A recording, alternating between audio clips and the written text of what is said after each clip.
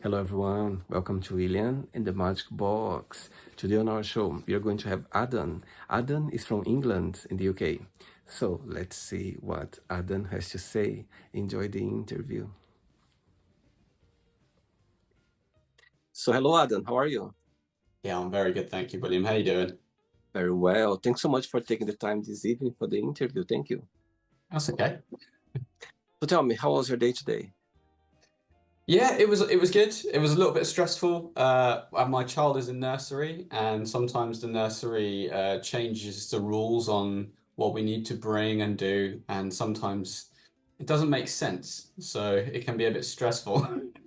Oh my God. But, have you got children as well? I don't. No, I don't. Oh, so you don't have to deal with any of this crap. But I have a godson, a 5-year-old godson in Canada, and of course, I'm very close to, with my best friend, his dad, and daily I hear a lot of story about nursery, about a daily child routine. Yeah, yeah. It's there's a lot of good stuff, but there's also a lot of stuff that is not directly to do with the child, but like the school and everything. That is, oh, it's painful. But yeah, apart from that, mate, my day was really good. Thank you. How was your day? It was good, yeah, it was great. I think it's been busy. I love being busy. I think it makes you productive. I love being in a place where I'm always on the go. Sometimes you need to balance as well, but most of the time I like to be very creative and doing something that brings the best of me. Good stuff. Good stuff. Great. So tell me, where are you from, Adam? I'm from near Portsmouth in the south of England. Born and raised? Yeah, yeah. I was raised kind of 5 minutes down the road. My mum lives 5 minutes down the road. And Uh-huh. yeah, and then we moved here when we had my child because I do like it here. There's more trees, and we're closer to my mum. So now we have my son. She can just drive up and take care of him. I see. Actually, I've been to Portsmouth once a few years ago. We went camping in a place close by, and after we drove to Portsmouth, and we spent a day there. It was amazing. Went to the Oh, beach. brilliant. Yeah. Yeah, so you went to the beach. Yes, absolutely. We spent the whole day there, just like resting and swimming. It was amazing. Oh, lovely. Yeah, yeah, it's good. When the weather is nice, Portsmouth and Southsea is a really nice place to be. And what do you do for work for a living, Adam? So my 9 to 5 is I work in IT and energy company. Okay. So I deal with things like audit compliance and some boring things like that. But I also deal with some interesting things like automation, process automation, and what else do I do? Oh, you put me on the spot. Helping some of our project managers just Mhm. navigate the IT system. So when new staff join and their laptop doesn't work or they can't get access to the system, they Yep, escalate to us and we help move that along. I see. And I believe that you're a coach as well. I was checking your profile on social media, and tell me a little bit about your career as a coach. Okay, yeah, so it's a relatively new official kind of endeavor, Okay. but essentially I've been in corporate IT for about 17 years, and in the last kind of 2 or 3 years, I've realized that I would like a change. And so I started looking at other online ventures about 2 years ago. And I Hmm. started looking into automation using Zapier and Make.com. And I made a little bit of money doing that. And then I realized that the thing I was interested in the most was a lot of the work around mindset, around inner child work, and around when you become an entrepreneur. I'm not sure if you're into this kind of stuff as well, but really deconstructing the rules that society and our parents and everything kind of dictate to us. So we get programmed by all these people, and it's very limiting.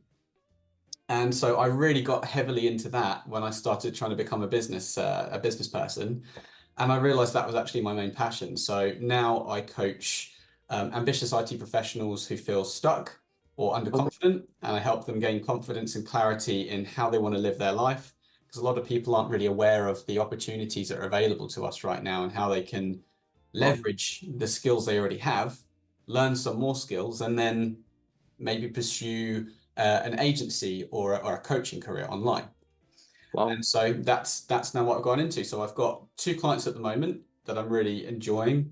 And yeah, we're getting great results, getting a lot of clarity around what they want in their life and really what kind of work fits in and aligns with their values and how they want to live their life.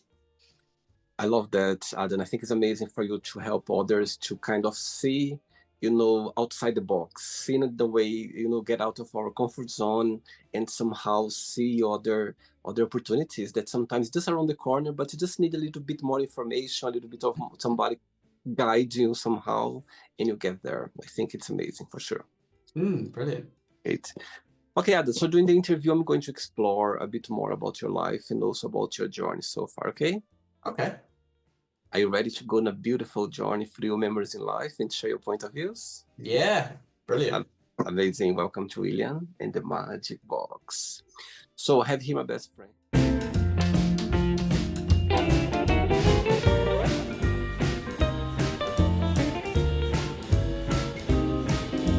Full of random questions. So what I'm going to do, I'm just going to play a song just for us to relax before the first question, okay? Okay. Let's do it.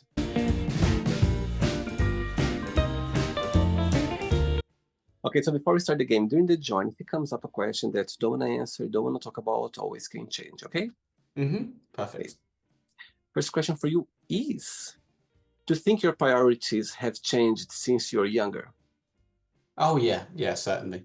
Yeah, when I was younger, I was all about partying and everything. And now I have a 3-year-old child and I'm nearly 40 years old. So my priorities are more around how are we going to live the life that we want? How can we travel more with Zach? And how can we provide more options to ourselves? As I can see your eyes shining talking about your child, so tell me what's the biggest joy of being a dad?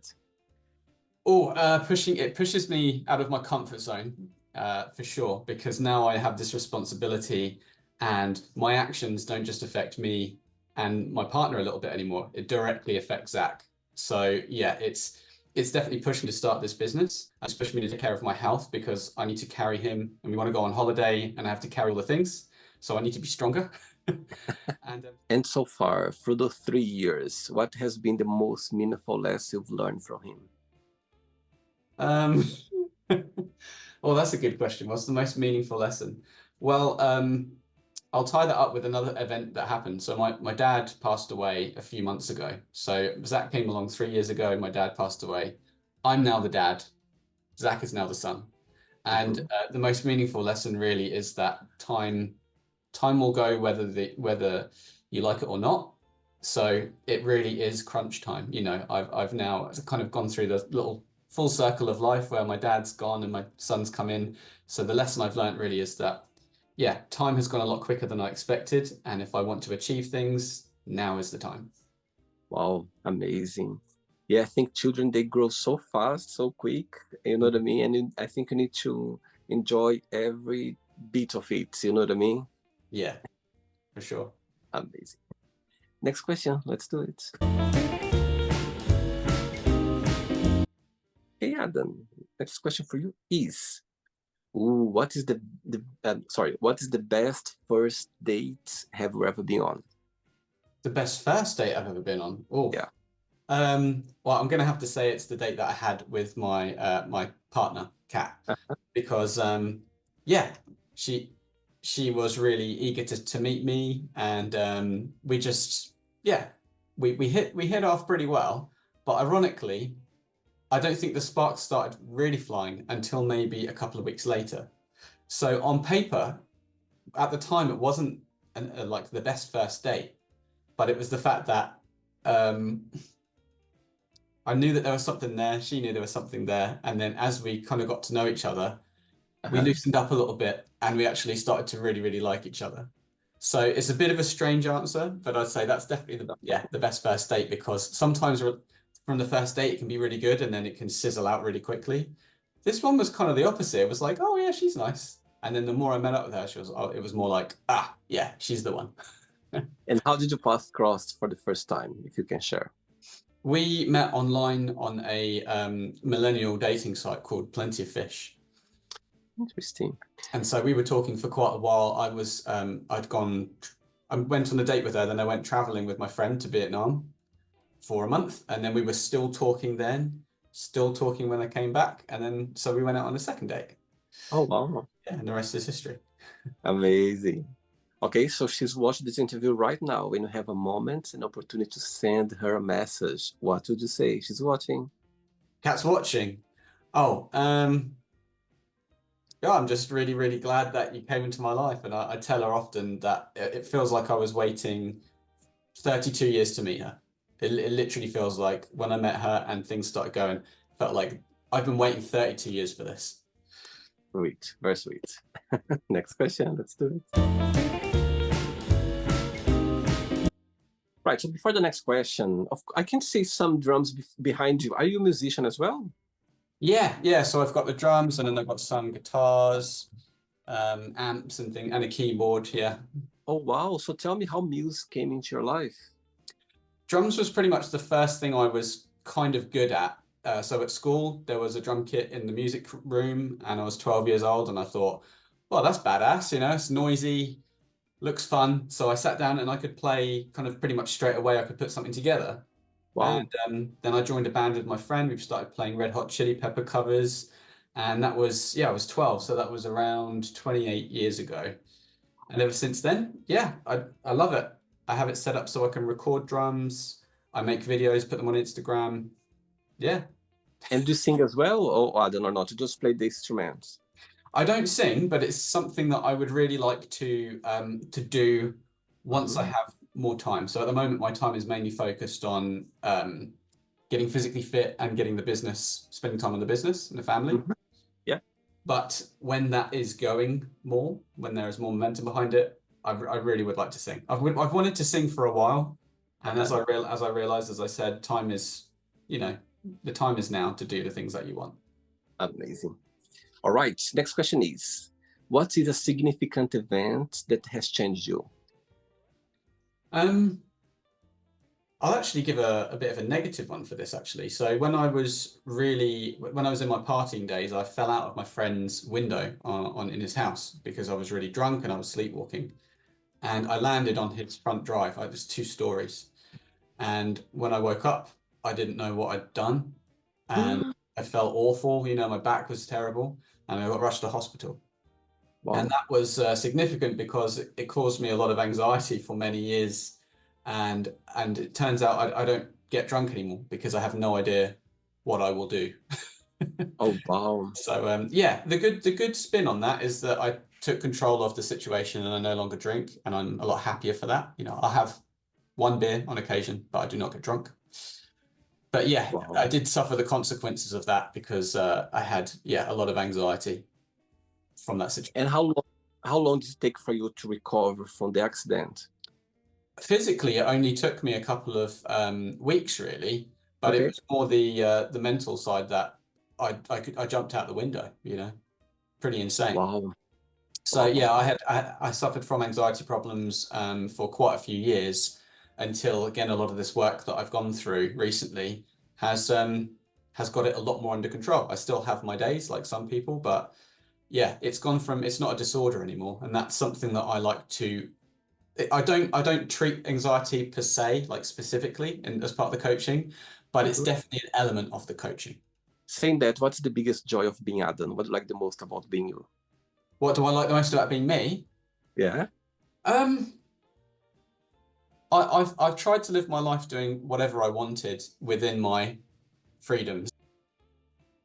And I'm really glad that I'm able to do that. And funnily enough, there's one person that I used to know in school, and I didn't see her for ages. And then I met up with her. I saw her in a pub, and I was always a bit of a strange kid in school. And she said something like, she appreciated that I always did whatever I wanted, regardless of if it was cool or if I got bullied for it.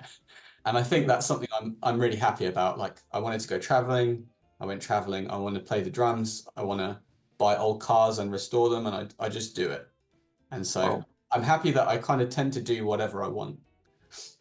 And you have siblings as well, Adam, or not? Sibling, yeah, I've got one sister. She's 4 years older than me, and she lives nearer London. Yeah. I see. Okay. Next question. Let's do it.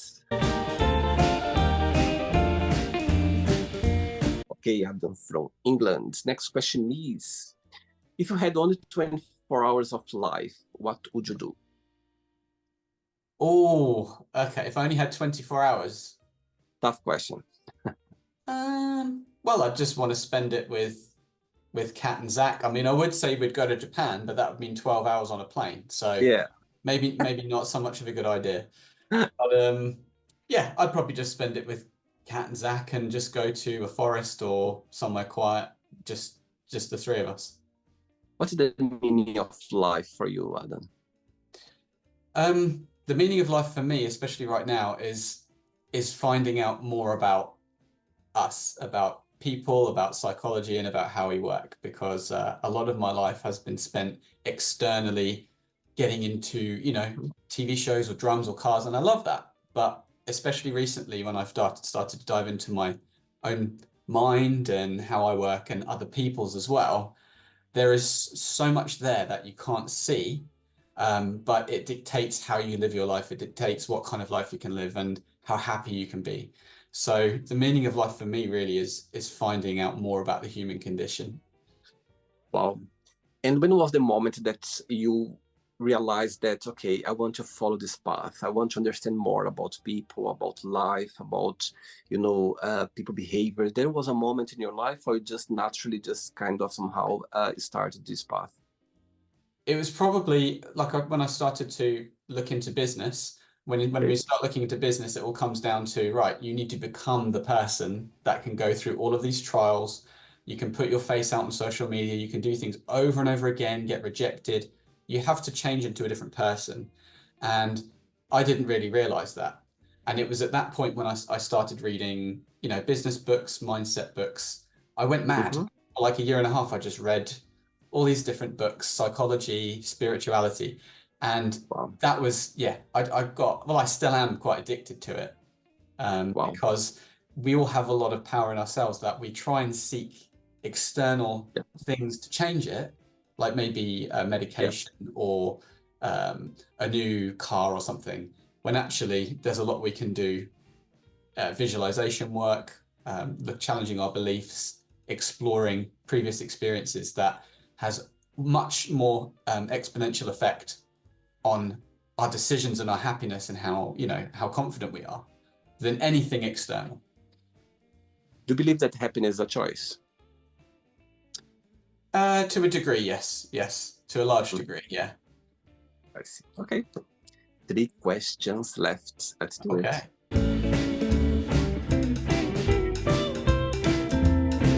Okay, so before the next question, let's do a little game. So let's pretend, tell me 3 names of 3 big artists that you always been inspired by in the music industry. Okay. Mateus Assato is a guitarist from Brazil that I absolutely love. So definitely him. What's his name again? Mateus Assato. Mateus Assato. I'm from Brazil, but he's from Brazil. So Mateus Assato. Okay. Yeah, he's like half Japanese, half Brazilian, I believe, Right. heritage. Okay. Another musician would probably be Justin Bieber, actually. I really like Justin Bieber. Okay. Yeah, love his voice, love the soul in his voice. Really, really cool. And probably Jimi Hendrix as well would be the third one. Okay, so let's see that all of them, they're still with us, okay? Still. One day, you're gonna wake up in the morning with 3 missed calls on your phone for those 3 you just mentioned right now. Which one you call back straight away? Which one you send a message? I'll call you back later. And the third one, you don't call back, you don't send a message, just ignore them. Okay. I'd probably call Jimi Hendrix, because Jimi Hendrix is a dude. I'd want to speak to him. Mateus Assato, I send a message. And Justin Bieber, he's sick. I don't need to speak to him. That's cool. By the way, he's watching this interview, okay? Oh yeah, like sure he is, yeah. Amazing. Next question is, tell us a funny or a crazy story that happened to you when you were a child at school. A fun or creative story. Or a situation that when you think about school, that was a memory that's always going to remember. Oh, okay. So we had a school hall, where everyone would come and sing the songs and do concerts. And the ceiling was so high. It was, I don't know how many meters, but 10 meters, I don't know, 15 meters. Wow. And you could walk on top of the ceiling to do the lighting and the speakers. And we weren't allowed up there, but we ended up sneaking up there. And there's this tiny thin walkway. Okay, and that's it. We were up there and I slipped. I fell and I grabbed hold of my friend who is bigger than me, so he didn't move, you know, and I pulled myself. My leg went through the ceiling. So Oh my God. if I had actually fallen through the ceiling, I would probably have died My because God. it's just so ridiculously high. So yeah, we got punished, and I couldn't.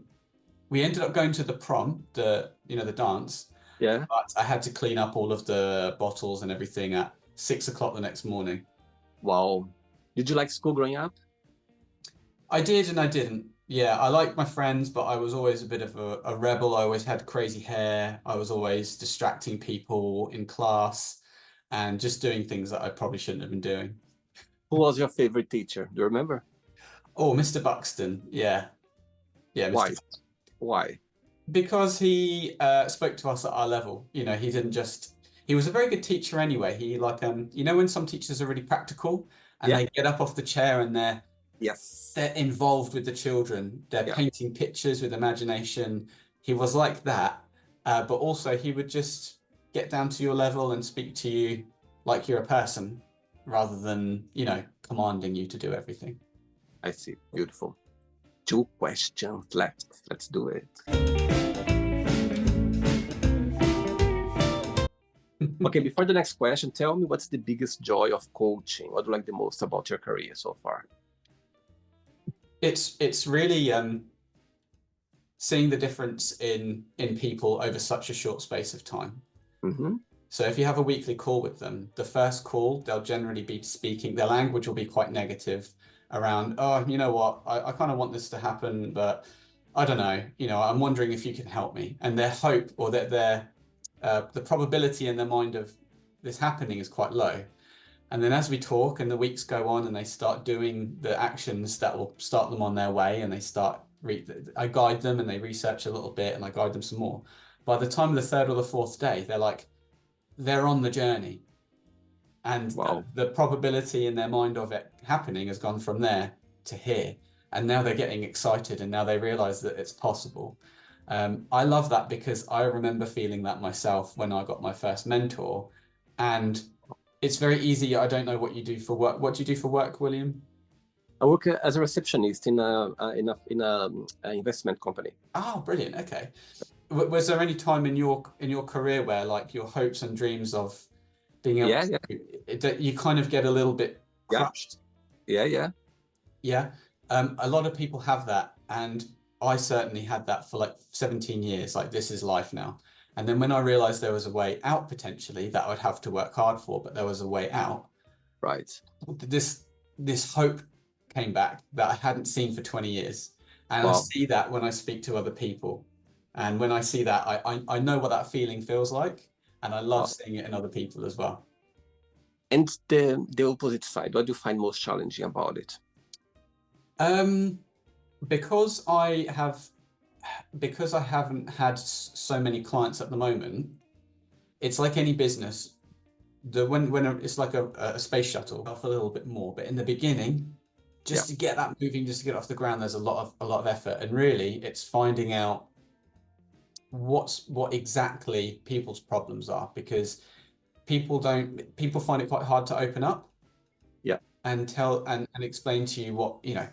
And funnily enough, when I've been coaching people, both of the people I'm coaching are very private, but over the weeks, it's been really nice to see them bring in and open up to me without me even asking. So I gain their trust, and they go, you know what, Adam, there's this other thing that I feel has been bringing me down or slowing me down or in my way, and they open up to me. So that's really, really nice, but it's also something I'm having to get better at. Like, how do I show that I am trustworthy and that I can make these transformations? So maybe the marketing, I'd say the marketing is probably one of the hardest parts for me. Okay. Next question is, what makes you the saddest? Sorry? What makes you the saddest? The saddest? Yeah. What, just in life? Yeah. What makes you sad? Like the most? Probably, this is going to sound really professional and maybe a bit bullshitty, but it's not. It's untapped potential. It's just what makes me sad is when years go by, for me or for other people, and you just accept that nothing's going to change, nothing can change, and you're not working towards something that you want to do. That could look like getting physically fit. It could look like traveling to a particular country, or going diving, or even something really simple, like maybe downsizing and retiring early. I think it's the thing that makes me sad is people wasting years of their life doing things that is not aligned with their values and not aligned with what they want, because they don't know there's another way. And the opposite of the question, what makes you the happiest? What makes me the happiest? The happiest is when I'm going somewhere. And this can be borderline an issue, because it means that I'm rarely relaxed and I'm rarely satisfied. So I have to practice a lot of gratitude, and I am very grateful. But yeah, the thing that makes me the happiest is when we're about to jump on a plane and go traveling, or spend like 4 weeks somewhere, or when I'm going to do a new activity that I've never done before. So it's a new experience. When you get to 40 years old, you've done quite a lot of different things. So when something is new, it makes me feel like a child again, because when you're a child, everything is new. So yeah, finding a new thing, eating a new food, like Korean food that I've never eaten before. I eat it and I go, wow, that was amazing. If you had the superpower of going anywhere in the world right this moment, where would you go? Japan. Wow. Yeah. It's me and my girlfriend went after we knew each other for 1 year, and we went for 1 month. And she was saying, "Oh, what are we going to do for 4 weeks? Aren't we going to get bored?" And I was like, no, we're not. And she absolutely loved it. I loved it, and it will always be our special place. It's on top of my bucket list to go to Japan. I think I'm gonna come back a different person. Their culture. It's just I admire so much the Japanese culture. I have no idea. Yeah, it's great. It's really cool. And my partner is Portuguese as well, actually. Really? Yeah. She has the same. Her surname is Silva. I have Silva in my surname as well. Yeah. Where's in Portugal she's from? She's from Amadora. Oh my God, I lived in Porto for 5 years before moving to England. So I lived in Portugal before moving to London. Oh, brilliant. Yeah.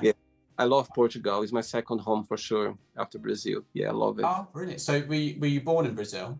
Yeah, but I was born in Brazil, and when I was 19, I moved to Portugal, to Porto. Ah, brilliant. Cool. Yeah, I love. What's your favorite Portuguese word? Oh, I don't really know any. I don't really know any. I know it's terrible. But all I know is when she's on the phone with her mum, it sounds like I have a Russian person in the house, because to me it sounds Russian. Yeah, the way the Portuguese from Portugal, yes. Portuguese from Brazil is a different sound for sure. Yeah. Yeah, exactly. Yeah. So I don't know many words. Okay, so I'm gonna teach you now how to say last question. Okay. So last question in Portuguese we say última pergunta. Última pergunta. Última pergunta. Let's do it. Okay. Repeat. Wanna say again? Última pergunta. Última pergunta. Perfect. Let's do it. But before the last question, people watching this interview right now, maybe they would like to, to contact you, to become, to work with you as a coach, to, have you guiding them. What's something about your service that you provide that stands out compared with other coaches around? What's different and unique to mine? I think it's my personality. So I will provide kind of one main service offering, but if someone has a concern or an issue or a part of themselves that's a real blocker to their success, I will go out of my way to learn about that particular thing. So for example, that might be something to do with inner child work or shadow work. And these are things that I'm researching at the moment, and I'm actually practicing on myself with pretty good success. So the thing that they will generally get with me is I'm very creative, and I never stop learning. So especially as now I'm speaking with new people all the time, I will meet their needs. So if I need to learn something new, I will learn that, and I will be able to help them with that particular issue, because I want to make a difference, but also once I learn something once, I can now use that again and again and again. Amazing. Last question is, who is your biggest hero? Who is my biggest hero? Oh, it's my dad. Yeah, rest in peace. Oh. Yeah, he's always been incredible to us. You know, he sorted us out. He gave us so much of his pension so we could put that towards our first house. We had great childhood memories with him and mum. They always took us on holidays to nice places, and just generally, he's always been, you know, trying to champion me and wanted the best for me. So. And when you think about him, what's the first memory that comes to your mind when you think about your dad, if you can share, of course? The first thing is probably us in Disney World. Oh, yeah. Really? Oh. Yeah, I know it sounds quite cliche, but it really has special memories. Yeah, because it's just it's such an incredible experience for a kid, and my parents loved it as well. They went for us, but they turned out, you know, they were like, oh, this is incredible, and had very good. We went to America a few times as a child on a tour to see the canyons as well as the theme parks. And that was always, you know, that's the first thing I think of. Yeah. Wow. Beautiful. Okay, so then let's play now the word association game. Okay, I'm going to say one word and just tell one word that comes to your mind. Quick thinking, okay? Yeah. One word for family. Everything. Money. Oh, yes, please. Fear. Oh, one word. Evil. Love. Amazing. Life. Long. Sex. Now? Politics. Yeah. Friendship. Yeah. It's quite hard to say a word. Friendship. I don't know. It's quite difficult, isn't it, really? Friendship, love, yeah, don't know. Okay. Yeah. Religion. History. Desire. Distraction. Yes. Regret. Lessons. Success. Time. Wish. Reality. Happiness. Effort. One word for England. Another word for England. Home. One word for music. Oh, creativity. And the last one now, coach. One word. Potential. Amazing. Let's pretend I'm going to meet your partner for a coffee, and I'm going to ask her, define Adam in one positive and one negative word only. What she would say about you? The positive word would be excited. She says, you know, I'm excited about lots of different things, which is good. Negative, messy. Yeah. What's your star sign astrology, Adam? It's Taurus. So you are April. May 10th. I see. Okay. Let's play now Adam and the Magic Box, and you can ask me a question. But before that, let's play the music one more time. Let's do it. Okay. Okay, Adam, you can ask me a question now. Brilliant. What inspired you to start this channel and interview people? Beautiful question. You know what?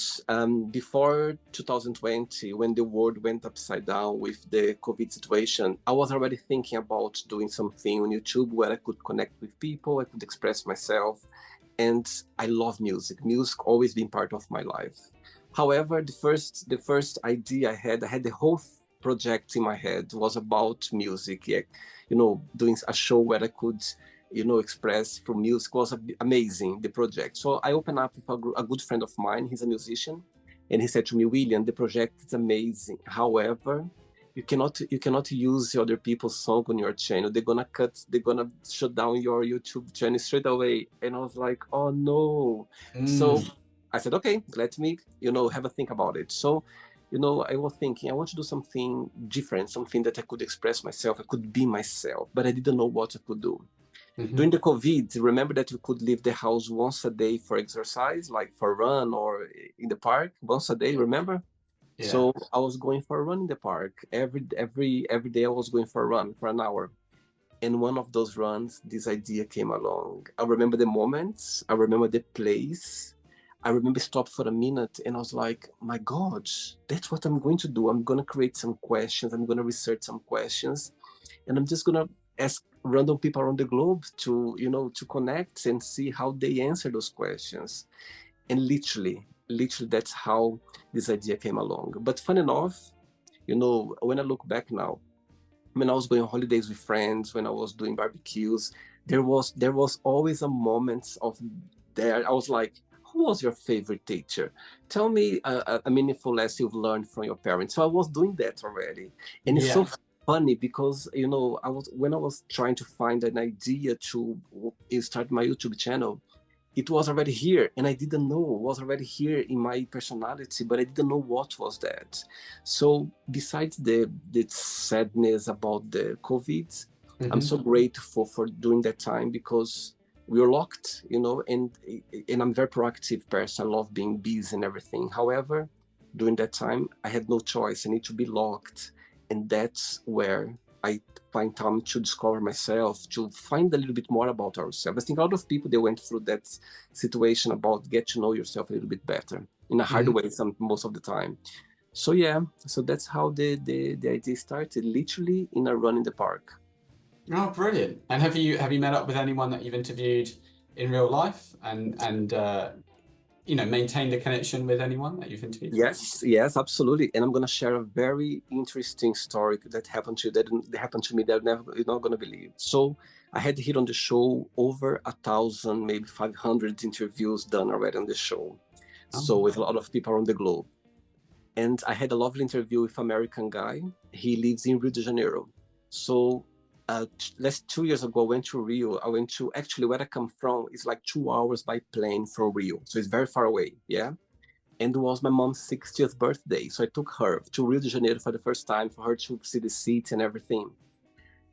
And Rio de Janeiro is like 11 million people, it's like London, it's bigger than London. And, I knew during the interview, he told me that he was living in Rio, But, I had an interview and anyway, we just chat, but I didn't know.